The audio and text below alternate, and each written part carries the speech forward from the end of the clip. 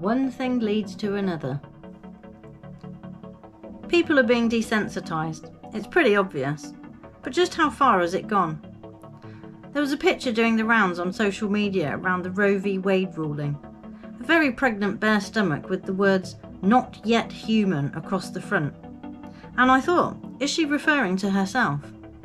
Obviously, she is not trying to refer to herself, but those words across her stomach made me think they were for her deep down, and not for the impending life that hopefully makes it despite the odds. Not yet human. Look around you. Does it seem that there are some, if not many, lacking in what we used to call human qualities and attributes? Those qualities that apparently separated us from the animals, that gave us the potential for enlightenment and knowledge. Seems a long way off now, doesn't it? Certain people are not displaying any of their finer qualities that are apparently present, so I'm led to believe that there are some who lack them completely. Hence the phrase, "not yet human," seemed to jump out at me. There's also an MSM article doing the rounds for a burger that tastes like human flesh despite being vegan, which is a disturbing headline in itself, but even more so once you unpick it.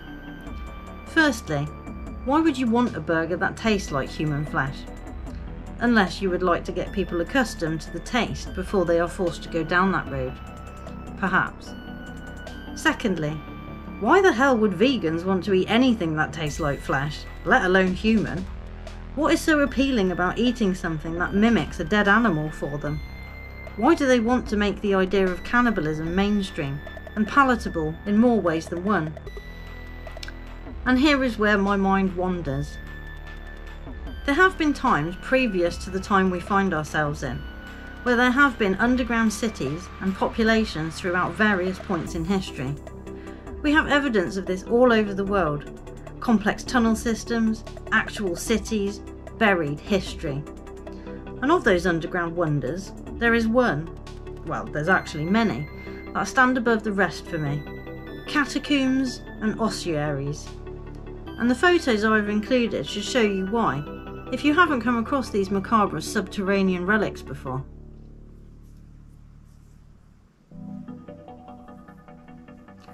The reason for these are as graveyards and burial sites, and I hear that. But that's not what I'm saying.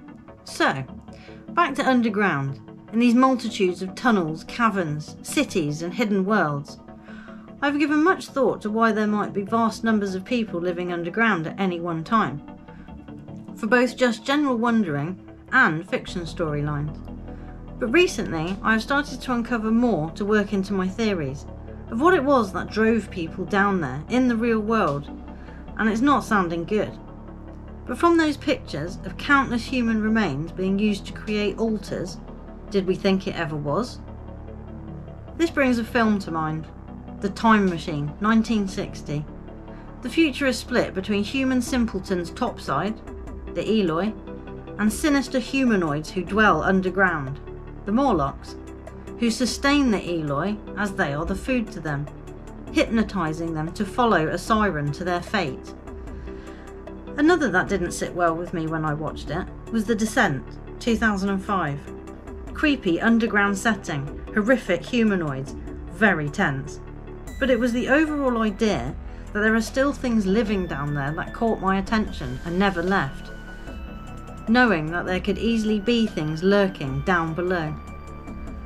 All I know is, if there is ever a push to convince people of the need to go underground to be saved, I'm meant to take my chances topside.